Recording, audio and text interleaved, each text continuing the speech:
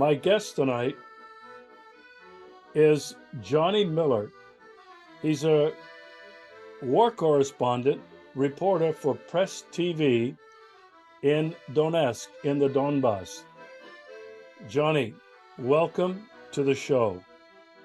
Thank you. We met when you came to Crimea last month. I think it was last month. And you were doing some interviews here. It was really great to meet you.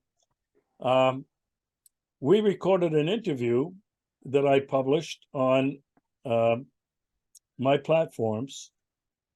And before you left Donbas and Donetsk, for bureaucratic reasons, passport, I believe, visa, whatever, you told me you were afraid to go out into the streets because you were afraid for your life.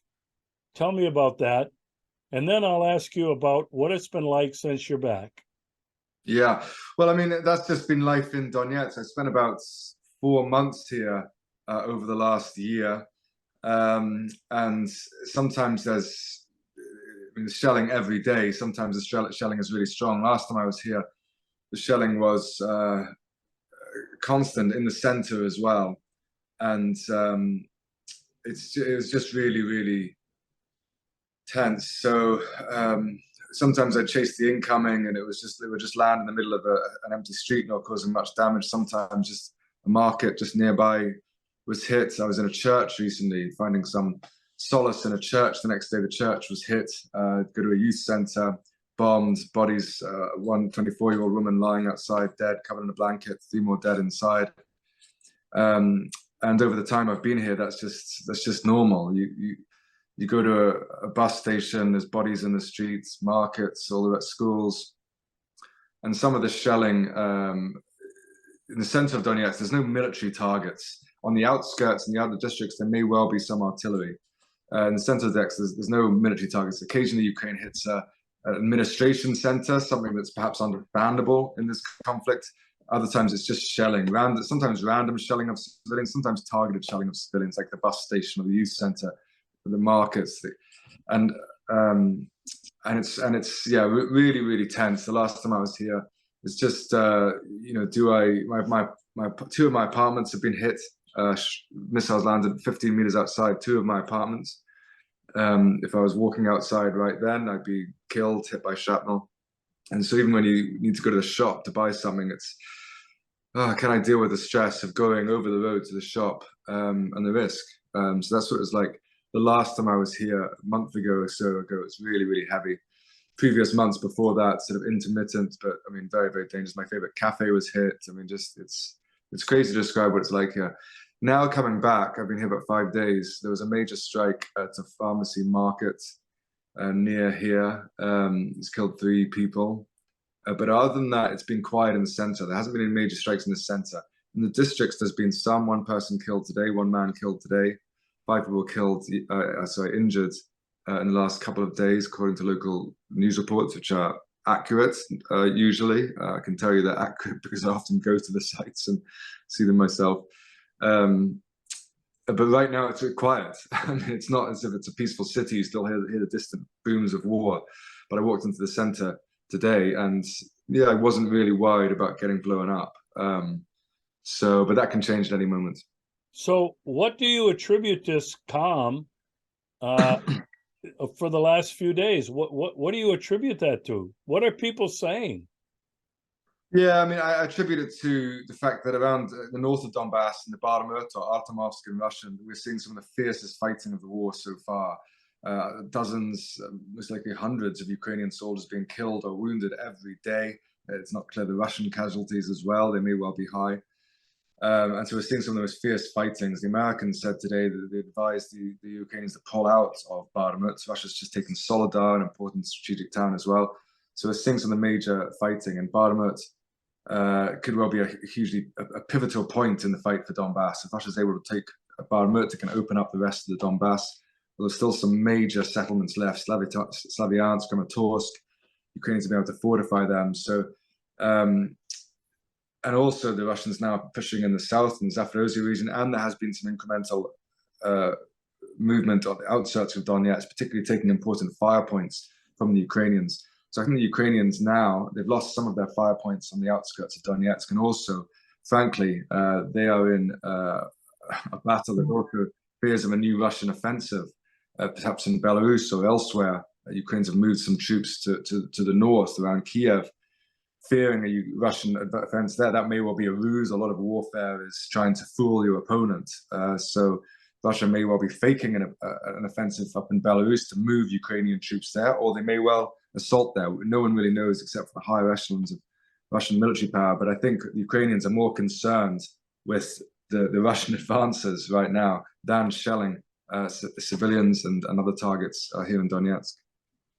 I'm interested in knowing what people in Donetsk are thinking and feeling.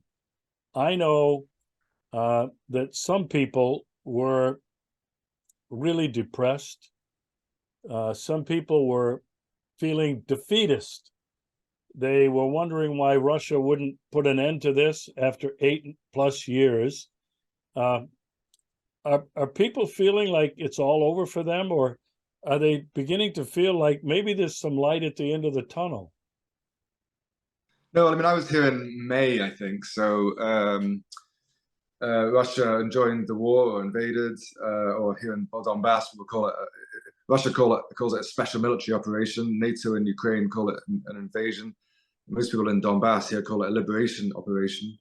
So call it what you will. But in February, when so I was here at May, and people were very excited then. I think even excited might be the word, because they felt they've been fighting this war for 8 years. Now the Russians are on their side. It's all going to be over soon. But it wasn't over soon. Ukraine, of course, put up a very strong resistance, and the lines, particularly around Donetsk, are heavily dug in. Huge underground bunkers and labyrinths of bunkers. And of course, the NATO support. So when I was here last time, in November, December, there was definitely a darkening of the mood. Yeah, there was a more, this is still going on, it's continuing. I don't think people have been worried that they're going to lose here. I think the general feeling is that, yes, we have Russia behind us now. There's a great kind of, Donbas patriotism here. But and also, I think maybe the coming of winter and just war fatigue brings you down a lot.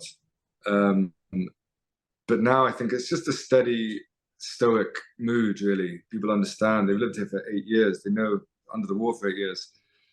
And so it's just a stoic attitude of we have to just endure and carry on.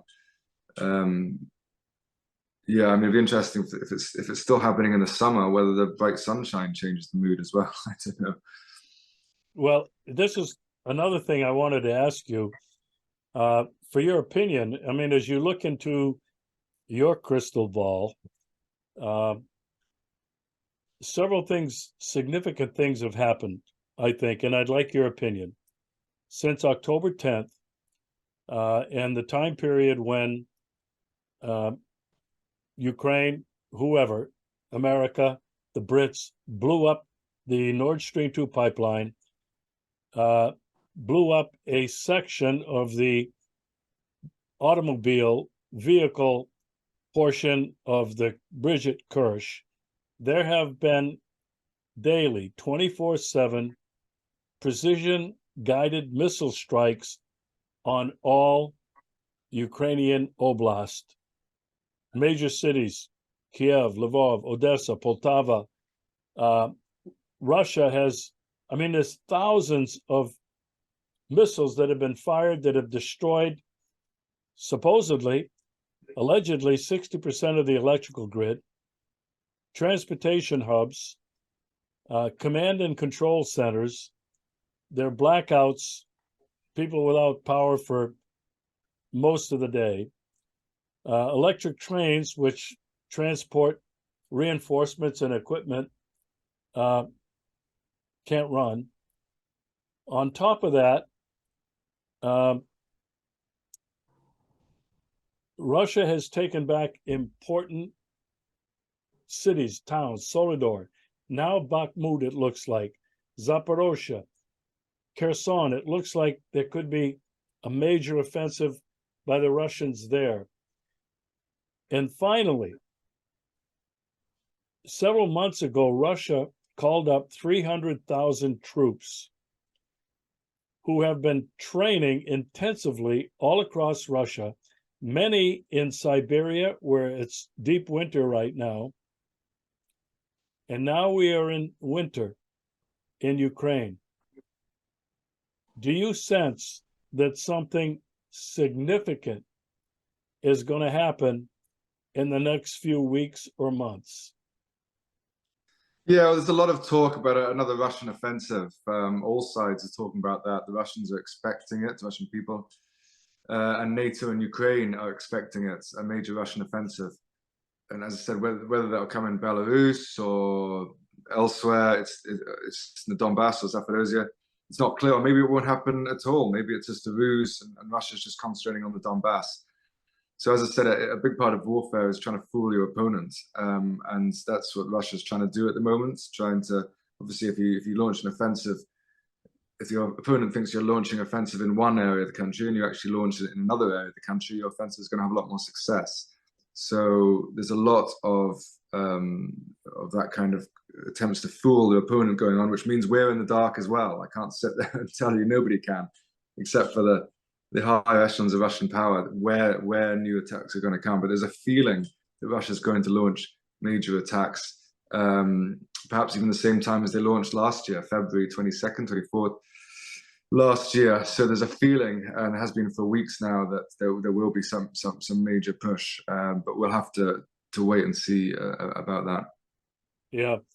Do you feel that Russia feels a sense of urgency to finish this special military operation, that they really don't want this thing to be prolonged?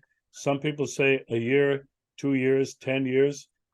What are your thoughts on the sense of urgency for Russia to finish this thing? Yeah, I don't think they have much of a sense of urgency, if I'm honest with you. I think they're only mobilizing a small part of their economy in this conflict. Their economy is stable, relatively stable, and I think the biggest priority for them is minimalizing their own casualties. In the opening stages of this war, they lost a lot of soldiers, and that is on a graph. You can see that kind of figure going down. That the recent new commander of the operation, General Surovikin, has said that he doesn't want any more Russian soldiers dying on street battles with Ukrainians. And so I think the priority is Russia minimizing its own casualties and maximizing frankly, maximizing its destruction or killing of the enemies. That's what war is about: minimizing your own casualties and maximizing the others. And I think territory right now isn't too important to Russia. It's just winning the war. And so at the moment around Bakhmut, so many Ukrainian soldiers are dying, so many more than Russian soldiers. So Russia's happy with that at the moment, even if they're not really pushing forward too much. So I don't think they're really concerned about ending this quickly. I don't think there's much of a timescale for them. And I was in Moscow recently, speaking to just normal Russians, and there's a feeling in Russia that they're resigned to this war going on for years. I think that's almost been kind of said by the Russian government or implied by the Russian government. And Russian people seem to have most Russian people, of course, societies are very diverse. They seem to have just a resigned kind of, okay, this is going to last a long time. So I don't think there's any urgency from the Russians. It's more just winning from winning the war. And at the moment, that's just attritional warfare on the fronts around Donbas. I watched a couple of video podcasts in the last couple of days by people you've certainly heard of, and people listening or watching this have heard of. Colonel McGregor, retired, and Scott Ritter, independently, two different podcasts, are indicating that the United States, NATO, Ukraine has already lost. They both agree that the Ukrainian army, in its second or third reiteration, is being destroyed, as you mentioned, with hundreds, maybe thousands of soldiers and mercenaries killed every day or over a period of a couple of days. I'm wondering what you think. Do you think that the war is really over? Do the Russian people that you've talked to, that you have some kind of a feeling for, do they feel that this is quote unquote a fight to the finish for survival? Yeah, I mean, Scott Ritter and Colonel McGregor are obviously military experts, and they've been very bold in their predictions. Some have proved not to be quite so accurate, but they're very bold in their predictions, so they're going to get some things wrong. But I agree with both of their basic premise that Ukraine and NATO cannot win this war. Russia will win this war. They have the manpower, the military capacity. Even Barack Obama said or wrote a number of years ago that Ukraine is an impossibility for NATO to win because Ukraine is vitally it's essential to Russia's geostrategic security. And so Russia will give everything in order to take, particularly where you are now, Crimea. If Ukraine and NATO ever threaten to take Crimea, we could start talking about nuclear weapons. That's how important Crimea is to Russia. So ultimately, Russia cannot win this war unless its economy was to be destroyed, or there was an uprising against Putin or the nationalists. But the Russian economy seems stable. Putin remains popular. And so in terms of on the military front, Russia is able to mobilize and move a lot more of its economy to this war. And Ukraine, with its manpower, even with NATO support, Russia will ultimately win this war. So just a matter of what that win means. I think Russia would be very happy for the territory that it's already taken over now. They'd want Slavyansk in Donbas, which supplies water to Donetsk. But essentially, Russia's aim here is really to secure Crimea and to that's the main aim, to be honest, and secure and to push back NATO expansion. But I think Vladimir Putin would be happy with the areas essentially that he's taken over at the moment, and some kind of Ukrainian demilitarization. But what happens next? I mean, Kharkiv, Odessa, they've got large Russian population, pro-Russian populations. If Russia took Kharkiv and Odessa, they'd be able to control them in the long term, I believe. Kiev is difficult. Lvov is difficult, much more pro-Ukrainian population there. And I don't think Russia will want to be in a sort of Afghanistan situation, ruling over an area in which the people don't support. But in Donbas, people support. Zaporozhye, Kherson, they have enough people who support. So there is a peace to be had. But if NATO continue to supply weapons, Russia is going to have to continue to destroy those weapons and continue the war. So at the moment, it doesn't seem like we're any closer to that, and indeed moving closer towards a direct confrontation between NATO, which could mean nuclear war. And you know, I always believe that nuclear war, because of the concept of MAD, mutually assured destruction, would mean that there would be never just Armageddon in the world, because the concept of MAD would make it impossible. But I'm increasingly believing the desperation and stupidity of some of the leaders in the West could well lead to a mistake that could bring it. That's a serious concern. Well, this is what I wanted to end on. My final question is this possibility of a nuclear Armageddon. Joe Biden has used that term. Lindsey Graham has used that term. Some people in the United States military have used that term. The possible escalation to a nuclear conflict. Several EU leaders, unelected people, have also mentioned the possibility of an escalation that could be nuclear. And even Medvedev, former president of Russia, has even mentioned nuclear weapons. That it's a possibility if certain things happen. From my perspective, is this gaslighting? Why are these people on all sides talking about the possibility of a nuclear Armageddon? What do you think is really going on here? Well, I think they're talking about the possibility of a nuclear Armageddon because the two biggest nuclear powers in the world are in a major proxy war fighting each other. And so it is a real possibility. I mean, you can't get around that. And also there's a possibility of a mistake in one of these systems of, you know, two missiles landed in Poland, fired by Ukraine. The Western media initially said they were fired by Russia. That can institute Article 5 of NATO. So there is a real danger. And if NATO is trying to play this game of supplying a certain amount of weapons to Ukraine, but not going over the line, if they supply long-term weapons, long-range weapons, they can hit Crimea, they can hit Moscow, then, you know, there's also legal lawyers in America saying that America's already part of this conflict. There's a real thin line here. If America then gives weapons that hits Moscow, well, is not the United States at war with Russia? If the United States is at war with Russia, and so in the Pentagon, and I'm sure in the Kremlin too, they play these war games. So they'll be playing these war games. What if we supply, and they literally play these games on computer? One of their generals is one side, and you know, if we give weapons to Ukraine that hits Moscow, what will Russia do? Okay, well, there's tens of thousands of NATO troops along the European borders. Well, what's Russia's next move on a chessboard? What's the next move? Well, maybe they nuke 1,000 American troops on the Polish border. Okay, well, what's our next move? Okay, we nuke a Russian military base. That's how it escalates. And that's one of the possibilities of this war, that it goes so far that you have that kind of confrontation. Then they say, okay, listen, let's stop. Let's stop now. But these are the war games that are going on right now. And it's very dangerous. Edging nuclear war is very dangerous. But that's a real possibility going forward, because I don't think the United States is willing to allow its global hegemony, domination of the world, to give up easily. And they could be mad enough to make a mistake, make a blunder, to let it get out of hand.